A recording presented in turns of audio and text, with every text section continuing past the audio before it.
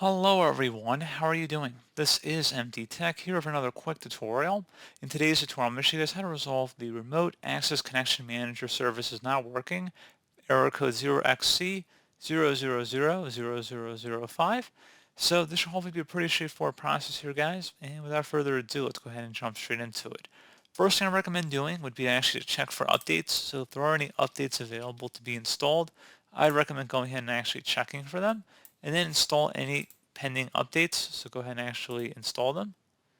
And that's just one thing I would suggest taking a look at here. Something else as well, after you're done checking for updates and if you restart your system and you're still having a problem, would be to open up the search menu, type in group policy. Best result should come back with edit group policy. Go ahead and open that up. And you want to select underneath computer configuration, so the top section over here on the left, you want to double click on that corresponding administrative template folder. Just double click on it. Do the same thing for the Windows components folder, and then there should be a data collection and preview builds right here. On the right side, you want to locate where it says allow diagnostic data.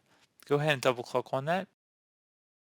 You want to set it to enabled, and then click inside the drop down here, and you want to set it to send required diagnostic data, and then you're going to select apply and OK. Close out of here.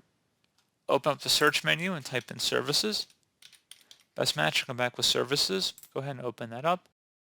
And you want to locate the diagnostic policy service, and you want to stop it, and then you want to start it again, and then select OK, and then hopefully your issue should have been resolved. So as always, thank you guys for watching this brief tutorial. I do hope I was able to help you out, and I do look forward to catching you all in the next tutorial. Goodbye.